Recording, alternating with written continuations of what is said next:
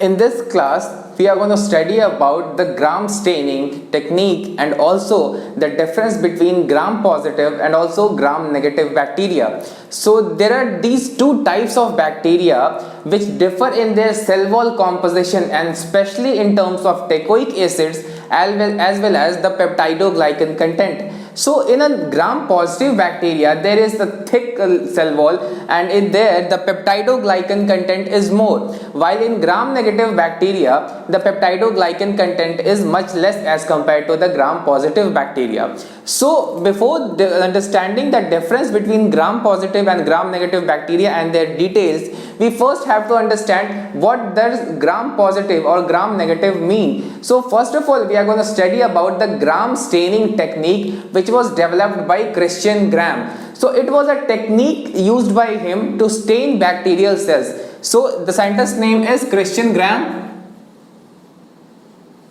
So he used this technique to differentiate between the two types of bacteria which were differing on their cell wall composition, and that is there were two large group of bacteria, and these two large groups are gram positive and the gram negative bacteria, and these are different because they have different cell wall structure. So he used gram staining technique to differentiate these two large group of bacteria which are called as gram positive and gram negative, and they differ in their cell wall structure, and what in terms of what they differ in the teichoic acid content and also the amount of peptidoglycan content. So the first thing that to remember here is that gram positive bacteria has a thick cell wall and a lot of peptidoglycan, and we have studied in our previous class what is peptidoglycan, and these are the parts of cell wall of bacteria, and in our previous class we also had studied about cell envelope.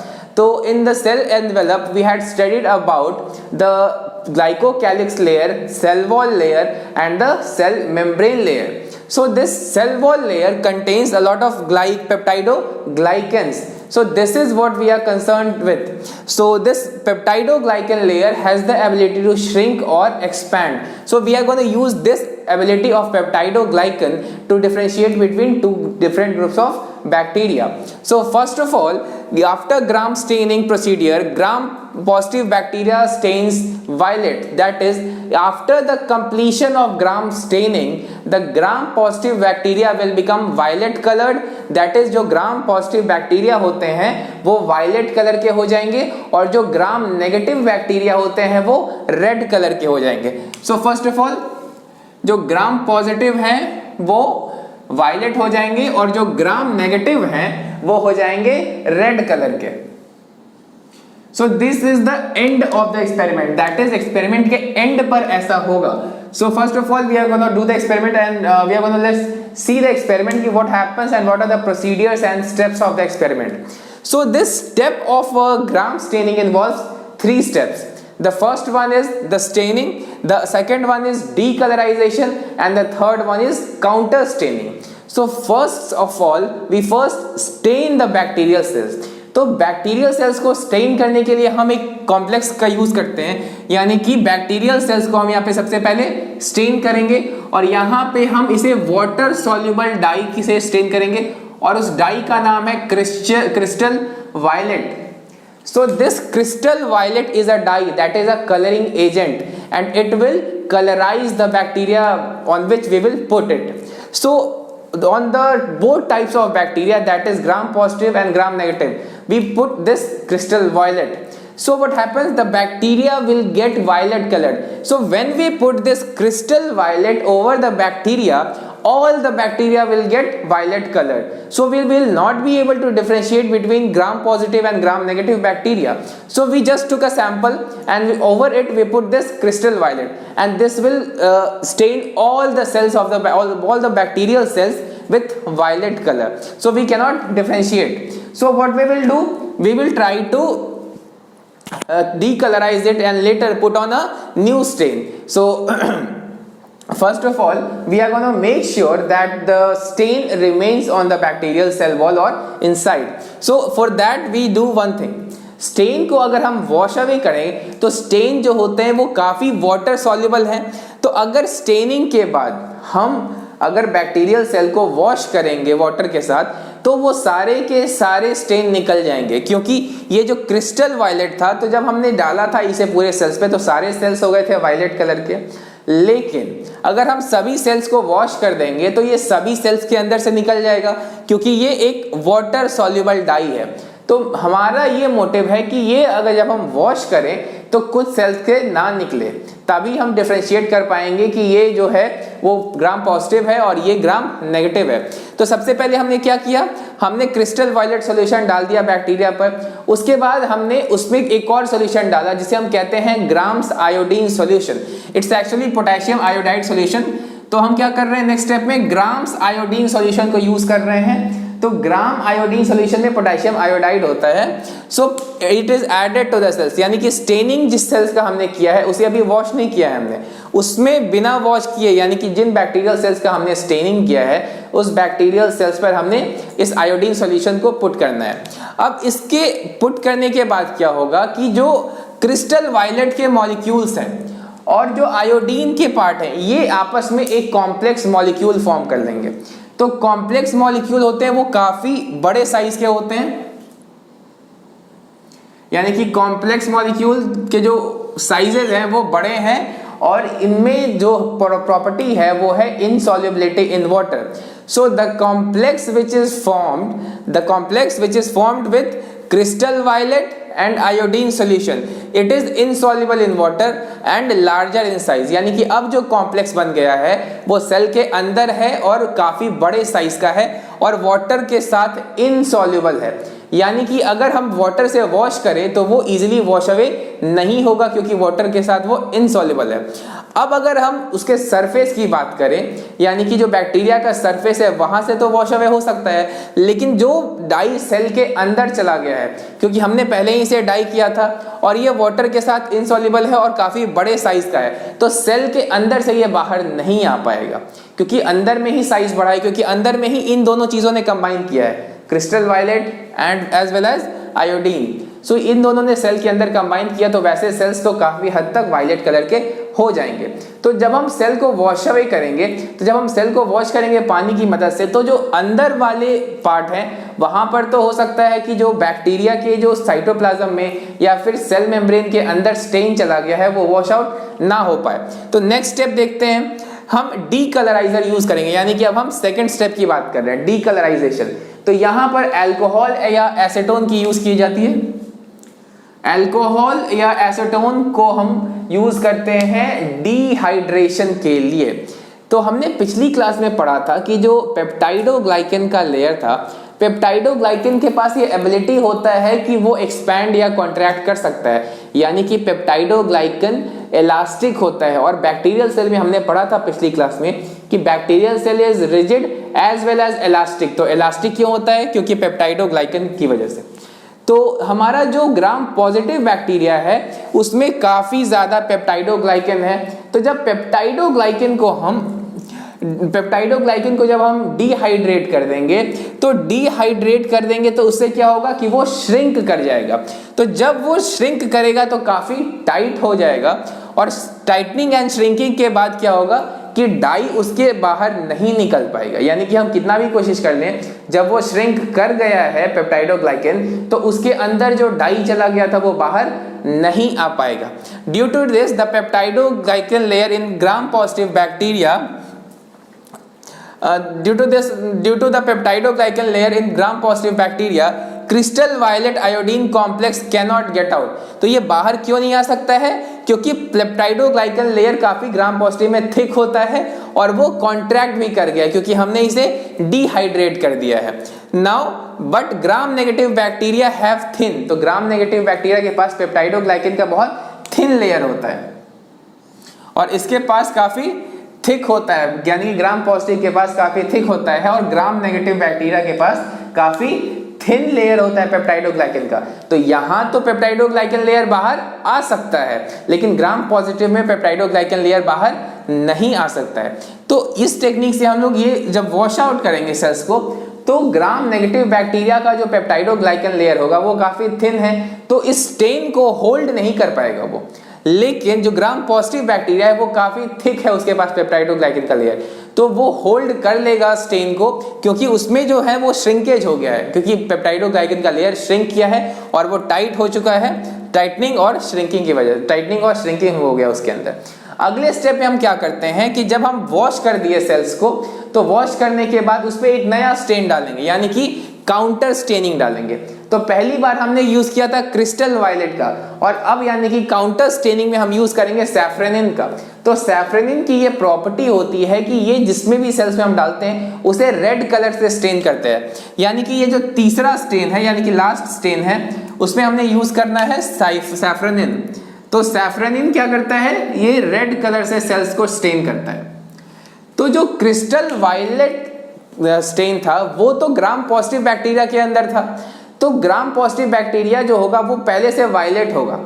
तो violet colour एक काफी deep colour है, तो उस violet colour पे red colour का कोई असर नहीं होता है। लेकिन जो पेप्टाइडोग्लाइकन लेयर पतला था ग्राम नेगेटिव बैक्टीरिया में, वहां पर जो ये सैफ्रेनिन है उसे रेड कलर का कर देगा, क्योंकि जो पेप्टाइडोग्लाइकन पतला लेयर है वहां पर जब हमने उसे डीकलराइज किया होगा तो वो टोटली डीकलराइज हो गया होगा, क्योंकि वहां पे पेप्टाइडोग्लाइकन लेयर काफी पतला है। तो जो सैफ्रेनिन ऊपर जो स्टेनिंग किया था हमने, यानी कि क्रिस्टल वायलेट से, वो तो बाहर आ जाएगा क्योंकि वहां पे बहुत पतला सा लेयर है। लेकिन यहाँ पर ग्राम पॉजिटिव में नहीं आ पाएगा क्योंकि वहां पे थिक पेप्टाइडोग्लाइकन का लेयर है।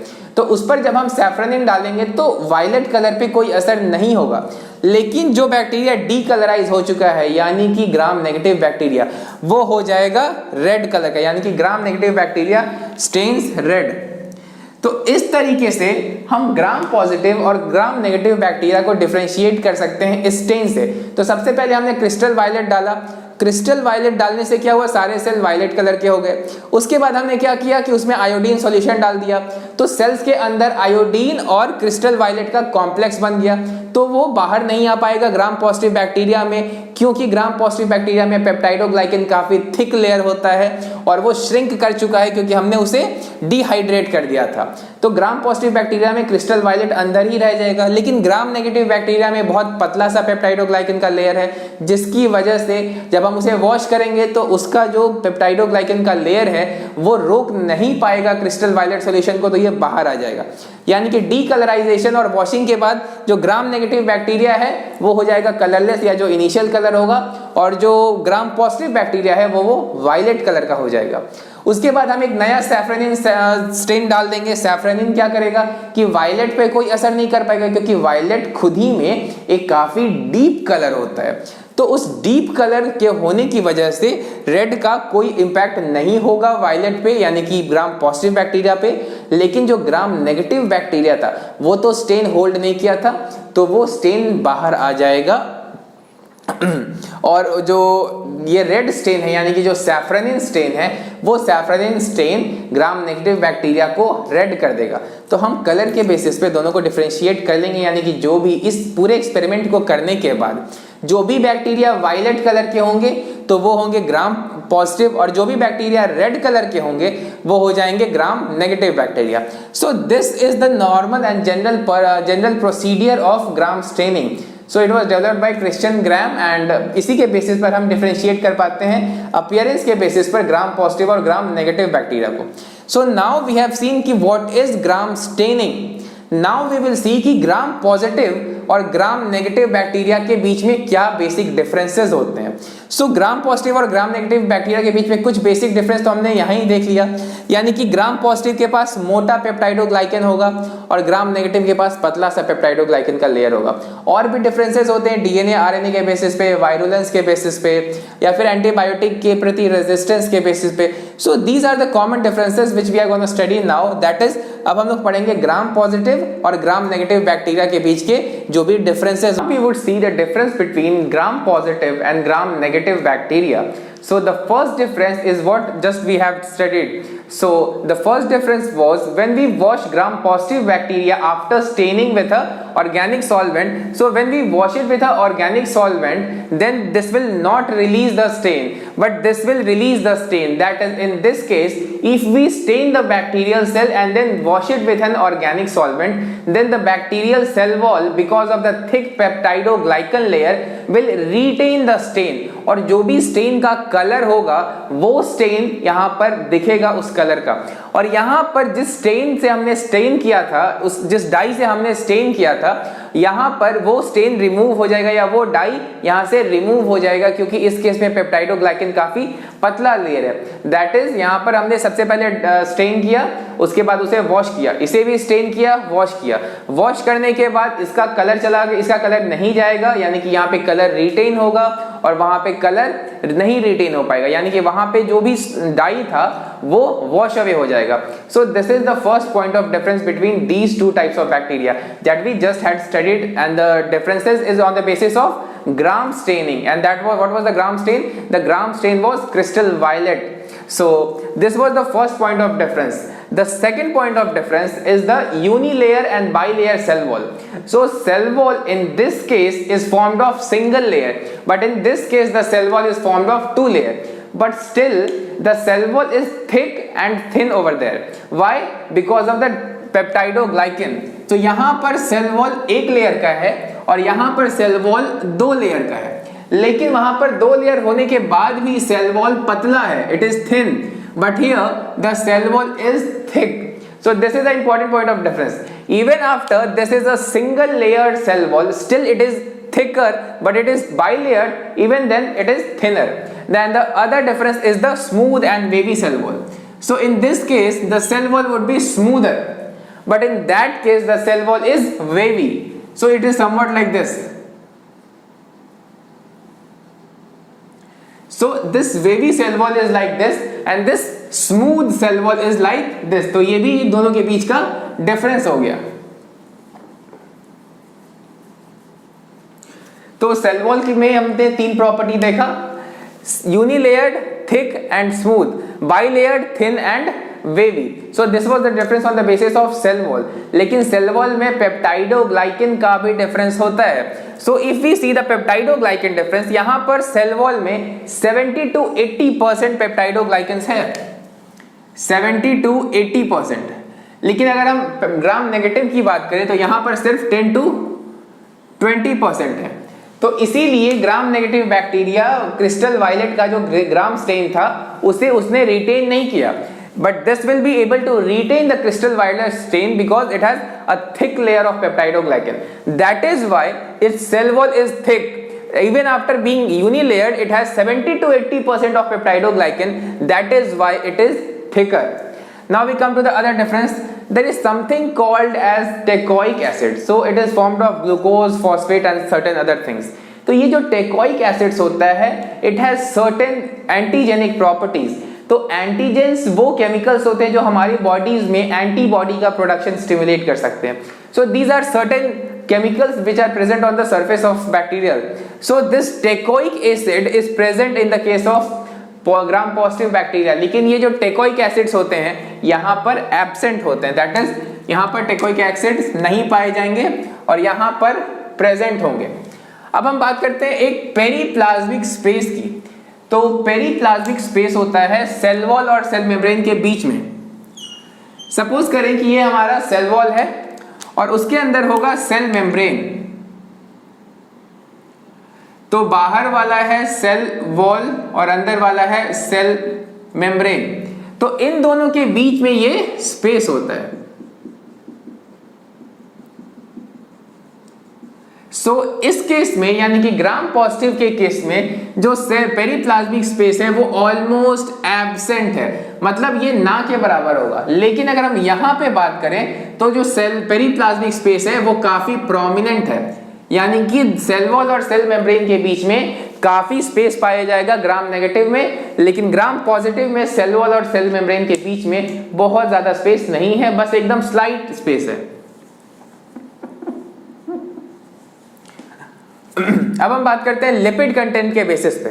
तो यहाँ पे लिपिड्स बहुत कम है और हमें पता है कि जो सेल मेम्ब्रेन होता है या फिर नॉर्मली सेल मेम्ब्रेन में लिपिड का कंटेंट काफी ज्यादा होता है, लेकिन यहाँ पर जो लिपिड कंटेंट है सेल वॉल की बात हो रही है यहाँ पर 1.5% है और यहाँ पे 1 to 5% है, यहाँ पर लिपिड काफी ज्यादा होते हैं एज कंपेयर टू 20 to 30%। तो यहाँ के सेल एनवेलप के अंदर लिपिड्स कम है और वहां पर काफी ज्यादा होते हैं lipids. Now we come to the other property, that is हमने जस्ट देखा है कि यहाँ पर पेप्टाइडोग्लाइकन ज्यादा होता है तो सेल वॉल थिक है, यहाँ पे पेप्टाइडोग्लाइकन कम होता है तो सेल वॉल थिन है। This property we have just seen. Now we come to the next topic and that is the porins. So ये जो पोरिन्स होते हैं, these are certain proteins in the cell membrane. तो इन membranes में जो ये प्रोटीन पोरिन्स पाए जा रहे हैं, इन पोरिन्स की वजह से जो केमिकल्स होते हैं या कुछ मटेरियल्स होते हैं सेल मेम्ब्रेन के एक साइड से दूसरे साइड जा सकते हैं या सेल वॉल के एक साइड से दूसरे साइड आ सकते हैं। तो बेसिकली जो सेल वॉल या सेल मेम्ब्रेन है उसमें ये ट्रांसपोर्ट में मदद करता है। तो अगर कोई भी मटेरियल को सेल वॉल के एक साइड से दूसरे साइड या सेल मेम्ब्रेन के एक साइड से दूसरे साइड जाना है तो वहां पर ये जो पोरिन्स होते हैं वो पोर्स क्रिएट करते हैं जिससे कि इजीली कोई भी मटेरियल सेल के अंदर या बाहर जा पाए। लेकिन यहाँ पर पोरिन्स हैं एब्सेंट और यहाँ पे सेल वॉल के बाहर वाले लेयर में पोरिन्स प्रेजेंट है, तो आउटर लेयर। तो हमने यहाँ देखा कि सेल वॉल के 2 लेयर हैं, तो सेल वॉल के अंदर वाले लेयर में नहीं, सेल वॉल के बाहर वाले लेयर में। लेकिन यहाँ तो एक ही सेल वॉल है और उसमें भी पोरिन्स एब्सेंट है। तो उसके बाद आते हैं मीजोजोम्स। हमने पिछली क्लास में पढ़ा था कि जो मीजोजोम्स होते हैं सेल मेम्ब्रेन या प्लाज्मा मेम्ब्रेन के अंदर की ओर एक्सटेंशंस होते हैं। सो सपोज ये जो सेल मेम्ब्रेन है तो इसके अंदर की ओर इस तरीके से सेल मेम्ब्रेन में एक्सटेंशन होगा। ये अलग अलग शेप के हो सकते हैं, छोटे बड़े। लाइकवाइज यहां पर भी हो सकते हैं अलग अलग टाइप के। तो अंदर की ओर ये जो स्ट्रक्चर्स हैं इन्हें हम कहते हैं mesosomes. So these are invagination of the cell membrane और plasma membrane। तो यहाँ पर मीजोजोम्स काफी अच्छे से पाए जाते हैं लेकिन वहां पर मीजोजोम्स कुछ ज्यादा नहीं पाए जाते हैं, यानी कि यहाँ पर वेल डेवलप्ड है और यहाँ पे नॉट प्रोमिनेंट है। तो मीजोजोम्स के बेसिस पे दोनों में एक और डिफरेंस है। दूसरी बात है बेसल बॉडी के यहाँ पर 2 रिंग है। तो बेसिकली जो बेसल बॉडी होता है वो फ्लैजेला जहां से ओरिजिनेट करता है उस पार्ट को हम कहते हैं। तो बेसल बॉडी सपोज कि ये एक बैक्टीरियल सेल है और उसके अंदर से एक फ्लैजेला निकला हुआ है। तो इस बैक्टीरियल सेल के ओरिजिन जहां से फ्लैजेला ओरिजिनेट करेगा यहाँ पर 2 रिंग पाए जाएंगे, यहाँ पर 2 रिंग पाए जाएंगे। That is the basal body of flagella has 2 rings. तो जहां से ये ओरिजिनेट करता है उसे हम कहते हैं बेसल बॉडी। और यहाँ के केस में अगर हम इसी के बेसिस पे बात करें तो यहाँ 4 रिंग पाए जाएंगे, यानी कि जो सेल होंगे वहां से जो फ्लैजेला निकलेगा वहां पर 4 रिंग पाए जाएंगे इस तरीके से। और यहाँ सिर्फ 2 ही रिंग पाए जाएंगे क्योंकि ये फ्लैजेला निकल रहा है तो बेसल बॉडी से निकल रहा है। तो यहाँ पर बेसल बॉडी जो है उसके पास 2 रिंग है और यहाँ पर टोटल 4 रिंग है। सो ये एक डिफरेंस हो गया। Now we come to the endotoxin and exotoxins. तो एंडोटॉक्सिन और एक्सोटॉक्सिन हमें आगे की क्लासेस में भी पढ़ना है, बट यहाँ पर हम थोड़ा सा ब्रीफ में समझेंगे कि एक्सोटॉक्सिन बेसिकली क्या होते हैं। तो ये वो जहरीले सब्सटेंसेस होते हैं या ये वो केमिकल्स होते हैं जो बैक्टीरिया रिलीज करता है जब वो जिंदा होता है। So these exotoxins are secreted by the bacteria but these endotoxins are not secreted by the bacteria. So how are these toxins?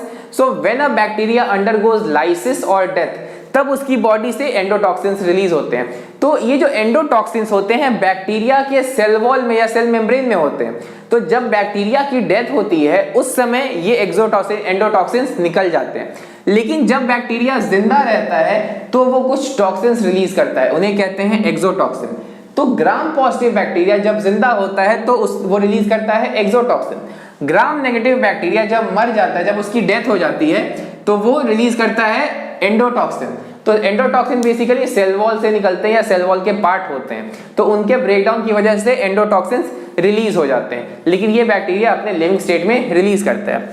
Now अगर हम डिहाइड्रेशन की बात करें तो इसके पास है बहुत ही मोटा सा पेप्टाइडोग्लाइकन, तो ये जल्दी डिहाइड्रेट नहीं होगा, यानी कि वाटर लॉस ये जल्दी नहीं करेगा क्योंकि इसके पास एक मोटा सा पेप्टाइडोग्लाइकन का लेयर है। लेकिन यहाँ पर डिहाइड्रेशन के लिए लो रेजिस्टेंस है क्योंकि पेप्टाइडोग्लाइकन बहुत कम है यहाँ पर, तो पेप्टाइडोग्लाइकन कम है तो वाटर इजीली लूज कर सकता है, इसीलिए वो डिहाइड्रेशन ज़्यादा टॉलरेट नहीं कर पाएगा।